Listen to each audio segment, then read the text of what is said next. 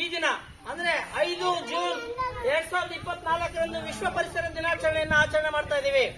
ಪ್ರತಿಯೊಬ್ಬರು ಸಹ ತಮ್ಮ ತಮ್ಮ ಮನೆಗಳ ಮುಂದೆ ಒಂದೊಂದು ಗಿಡವನ್ನು ನೆಟ್ರೆ ಊರಿಗೆ ಒಂದು ವನ ಆಗ್ತದೆ.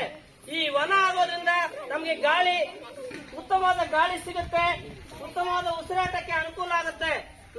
ಈ ದಿನಗಳಲ್ಲಿ ನಾವು ಪ್ರತಿಯೊಂದು ಕಡೆನೂ ಸಹ ತುಂಬಾ ಕಲುಷಿತವನ್ನ ಮಾಡ್ತಾ ಇದ್ದೇವೆ. ಗಾಳಿಯ ಕಲುಷಿತ ಮತ್ತೆ ಶಬ್ದ ಮಾಲಿನ್ಯ, ಜಲಮಾಲಿನ್ಯ, ಹೀಗೆ ನಮ್ಮ ಸುತ್ತಮುತ್ತಲಿನ ಪರಿಸರವನ್ನ ಮಲಿನಗೊಳಿಸ್ತಾ ಇದ್ದೀವಿ. ಇವೆಲ್ಲವನ್ನು ನಾಶಗೊಳಿಸಿ ಉತ್ತಮವಾದ ಗಾಳಿಯನ್ನ, ಉತ್ತಮವಾದ ಗಾಳಿ ಸೇವನೆಗಾಗಿ ನಾವು ಪ್ರತಿಯೊಬ್ಬರು ಸಹ ಒಂದೊಂದು ಗಿಡವನ್ನ ನೆಡಬೇಕು. ಪ್ರತಿಯೊಬ್ಬರು ಒಂದು ಗಿಡವನ್ನು ನೆಡೋದ್ರ ಮುಖಾಂತರ ನಾವು ಊರಿಗೆ ಒಂದು ವನವನ್ನು ಬೆಳೆಸಿದಂತಾಗುತ್ತದೆ. ಅದಕ್ಕಾಗಿ ಗಿಡ ಬೆಳೆಸಿ ನಾಡು ಉಳಿಸಿ, ಕಾಡನ್ನು ಬೆಳೆಸಿ ನಾಡನ್ನು ಉಳಿಸಿ. ಕಾಡಿದ್ದರೆ ನಾಡು, ಕಾಡಿಲ್ಲದಿದ್ದರೆ ಕಾಡಿನ ವಿನಾಶ ನಮ್ಮ ವಿನಾಶ, ಕಾಡಿನ ವಿನಾಶ ನಮ್ಮ ವಿನಾಶ.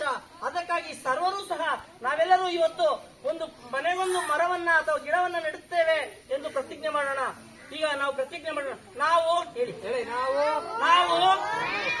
ಪರಿಸರದ ರಕ್ಷಣೆಗಾಗಿ ನಮ್ಮ ಮನೆಗಳ ಮುಂದೆ ಒಂದೊಂದು ಗಿಡವನ್ನು ನೆಟ್ಟು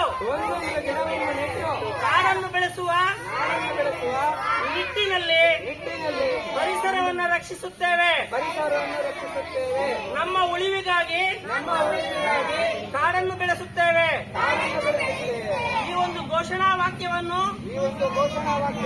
ಕೇವಲ ಇಂದು ವಿಶ್ವ ಪರಿಸರ ದಿನ ಈ ದಿನ ಮಾತ್ರ ಘೋಷಿಸದೆ ಪ್ರತಿ ದಿನಗಳಲ್ಲೂ ಮುಂದಿನ ದಿನಮಾನಗಳಲ್ಲಿ ಉತ್ತಮ ಗಿಡಗಳನ್ನು ನೆಡೆಸಿ ಕಾಡನ್ನು ಬೆಳೆಸಿ ನಮ್ಮ ನೆಲವನ್ನು, ನಮ್ಮ ಜಲವನ್ನು, ನಮ್ಮ ಗಾಳಿಯನ್ನು, ಒಟ್ಟಾರೆ ನಮ್ಮ ಪರಿಸರವನ್ನು ನಾವು ರಕ್ಷಿಸುತ್ತೇವೆ.